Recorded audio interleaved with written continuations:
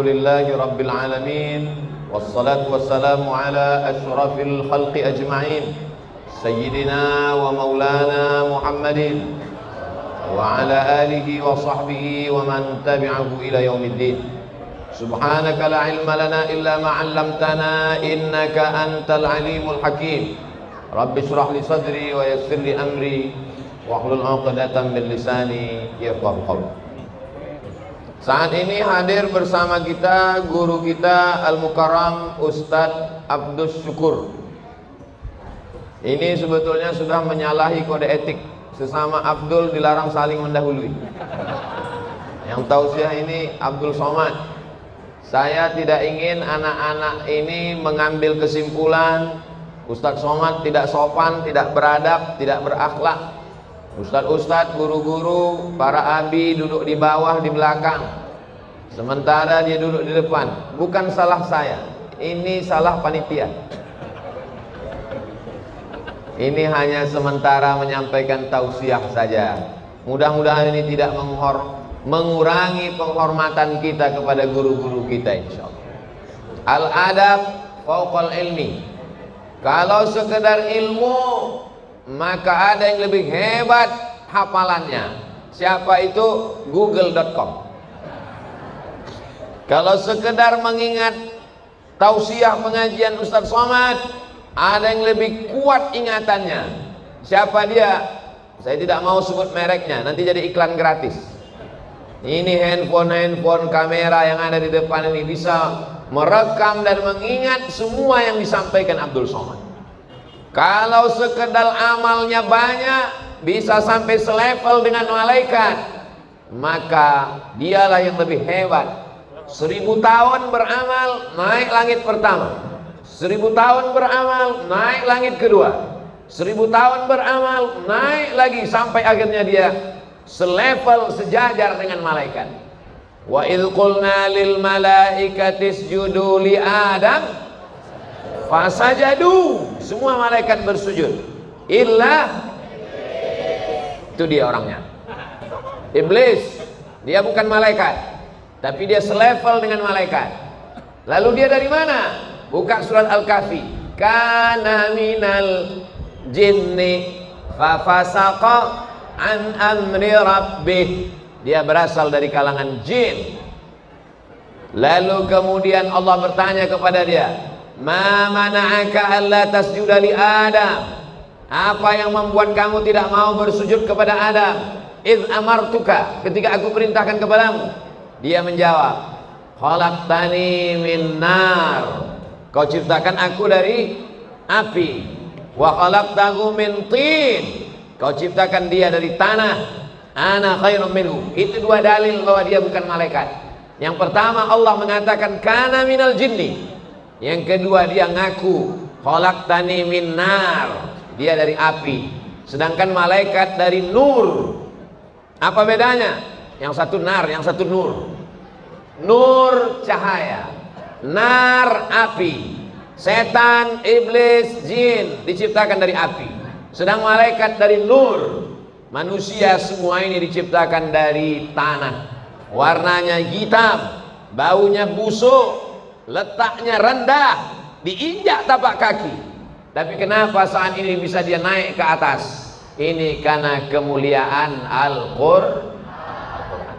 Abdul Somad bisa duduk di sini tidak hafal Quran. Beda dengan abi kalian yang pecinya warna biru, itu hafal Quran 30 juz. Kalau merah seperti ini juz 30. Mohon maaf yang pecinya merah, yang tersinggung. Mudah-mudahan anak cucu kita, santri-santri ini semua menjadi para penghafal. Malam Senin, malam Selasa, malam Rabu, malam Kamis, malam Jumat, malam Sabtu. Tapi ada satu malam yang paling mulia. Satu malam itu kalau kita beramal 83 tahun. Kenapa malam itu menjadi mulia? Karena malam itu bersanding dengan Al-Quran. Inna anzalnahu fi lailatul qadar. Dalam ayat lain, inna anzalnahu fi lailatin mubarakah Malam itu sebelumnya tidak ada apa-apanya, tapi malam itu berubah menjadi malam paling mulia karena kemuliaan Al-Qur'an. Ada kertas putih. Kertas putih bisa dibuat jadi pembuang ingus, bisa dibuat jadi pembuang daki, bisa membuat korek telinga.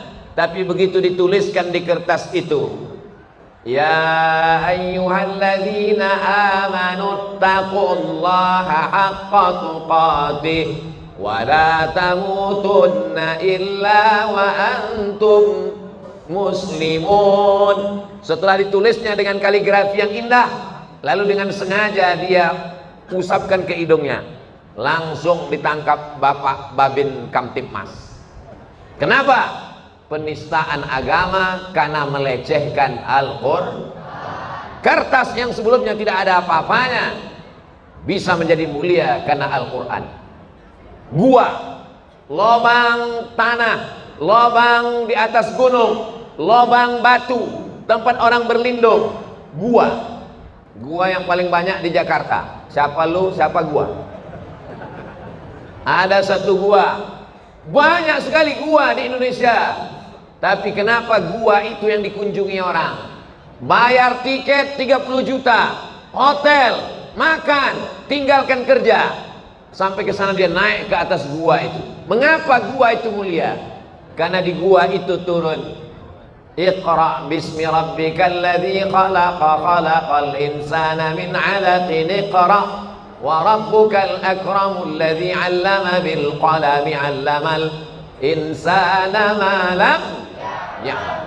Gua menjadi mulia karena Quran, malam menjadi mulia karena Quran, kertas menjadi mulia karena Quran, tembok yang lain biasa saja, tapi kalau tembok ini tidak ada yang berani menyentuhnya tanpa wudhu, tak ada yang berani menginjaknya, tak ada yang berani melangkahinya. Tembok menjadi mulia karena Quran. Maka kepala anak-anakku ini menjadi mulia, isi kepalanya insya Allah sesuai dengan doa Allahumma arhamna bil Quran. Tapi ngisi Quran ke kepala itu tidak sama dengan mengisi film ke dalam handphone. Kalau ngisi film dalam handphone cukup dengan download 10 menit masuk. Saya sudah download 1 jam kok nggak masuk Pak Ustadz, paketnya nggak ada. Perlu 3 tahun, nggak hafal 3 tahun, 6 tahun, nggak hafal 6 tahun, 10 tahun, nggak juga hafal, ganti kepala. Yassarnal Qur'ana lidzikri fahal min muddakir. Kami sudah mudahkan kepala ini untuk mengingat Al-Quran. Tapi kalau sudah tua macam saya ini, dibaca ujung lupa pangkal, dibaca pangkal hilang ujung, dibaca tengah hilang ujung pangkal. Maka mumpung anak-anakku masih muda sekalian, manfaatkanlah ini semua. Beberapa waktu yang lalu ada seorang ulama orang Mesir, tidak bisa tinggal di Mesir karena politik. Akhirnya beliau mendapat suaka politik dari pemerintah Qatar. Dia menjadi ketua ikatan ulama seluruh dunia. Namanya Al-Imam Al-Ustadz Al-Doktor Profesor Syekh Yusuf Al-Qaradawi. Dia menulis buku. Nanti download bukunya dalam bentuk PDF. Judul bukunya At-Tatarruf Al-Ilmani fi Muwajahatil Islam Namuzaj Turkiya wa Tunis. Ulang Pak Ustadz. Tulis di Google At-Tatarruf Al-Ilmani fi Muwajahatil Islam Namuzaj Turkiya wa Tunis. Download PDF. Handphone saya nggak bisa tulis Arab, belum mu'alaf. Coba gratis download. Tahmil artinya download. At-Tatarruf Al-Ilmani, gerakan radikal sekularisme fi muwajahatil Islam, dalam menghantam Islam, gerakan menghanguskan Islam. Contoh yang dia tulis dalam buku itu 2 negara. Pertama Turkiya, yang kedua Tunisia. Bagaimana gerakan radikal sekularisme Pertama, masjid ditutup, masjid dijadikan museum. Yang kedua, tidak boleh pakai bahasa Arab. Azan pun tidak boleh pakai bahasa Arab. Bayangkan kalau sampai azan di Jakarta pakai bahasa Betawi. Allah gede banget. Ceramah tabligh akbar, bubarkan. Kalau ada ustadz yang berani, tangkap. Gerakan politik, hancurkan. Ketika itu Sultan Abdul Hamid memimpin, jatuhkan. Ketika umat Islam lemah, disitulah Palestina direbut oleh Israel. Sebelumnya mereka bawa 1 koper uang emas menghadap Sultan Abdul Hamid di Istanbul. Sultan Abdul Hamid, berikan tanah Palestina ke kami, kata orang Yahudi. Ini uang emas. Apa kata Sultan Abdul Hamid? Yang direbut dengan tetes darah syuhada tidak akan kujual dengan emas. Yahudi sakit hati, marah mereka. Akhirnya ditumbangkan Sultan Abdul Hamid, dihancurkan Islam. Lalu peristiwa itu terjadi kapan? Peristiwa itu terjadi tahun 1924. Sekarang tahun 2022. Tahun depan 2023. Tahun depan 2024. 2024 bukan sekedar pilkada dan pileg. 2024 adalah 100 tahun penghancuran Islam. Tapi apa yang terjadi di Turki setelah 100 tahun? Kurang 2 tahun. Sekarang 2022, 2 tahun lagi 100 tahun, 1 abad lamanya. Apakah Islam hilang? Apakah masjid tutup? Apakah anak muda sekuler? Apakah Islam hancur? Masya Allah, tabarakallah. Saya sedang berada di pesantren tahfiz Quran As-Saifur Rahim Sulaimaniyah. Allahu Akbar. Dia tidak membawa senjata, dia tidak membawa partai, dia tidak membawa apapun. Yang dia bawa hanya Quran saja. Dia ajarkan muridnya baca Quran. Setelah bagus baca Quran, tahsin ngapal Quran.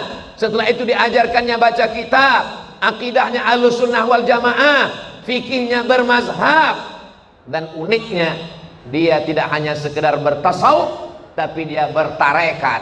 Tarekatnya adalah Naqsyabandiyah. Dari Imam Bahauddin Naqsyabandi, sanadnya sampai kepada Sayyidina Abu Bakar Siddiq, sampai kepada Sayyidina Maulana Muhammad sallallahu alaihi wasallam. Akhirnya setelah 100 tahun, apa yang terjadi? Di mana-mana pondok pesantren, walaupun kota itu kota kecil, muslimnya minoritas. Yang berdiri adalah pesantren tahfiz Quran Sulaimaniyah. Dari Turki sampai ke kota kecil di Sumatera Utara, orang Islam di sana minoritas. Nama kotanya Pematang Siantar. Ustadz kok tahu? Saya yang meletakkan batu pertamanya. Dari Turki begitu jauh sampai. Jadi hari ini saya sampai kemari, pahalanya mengalir kepada Syekh Sulaiman Hilmi Tunahan. Allahumma fillahu warhamhu wa'afihi wa'aman. Beliau tidak perlu doa saya, tak perlu beliau pada bacaan Al-Fatihah yang saya baca. Kenapa? Karena muridnya dari mulai seluruh kutub utara, kutub selatan. Hanya beberapa negara saja yang dia tidak bisa masuk. Di mana yang tak bisa masuk? Israel. Israel tentu tak bisa buat tahfiz Quran. Di mana lagi? Korea Utara. Selain daripada itu bisa semuanya. Ustadz Somad jangankan mau ke Korea Utara, Singapura aja nggak masuk. Allahu Akbar.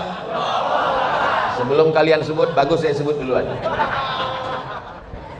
Pelajaran, seandainya ada gerakan ingin membungkam masjid, ingin menutup masjid, ingin menghapuskan bahasa Arab, ingin menghilangkan Islam, ingin menjatuhkan, maka satu-satunya jalan sudah ditunjukkan Allah. 100 tahun tetap bertahan, berpegang dengan Al-Qur'an. Contoh nyata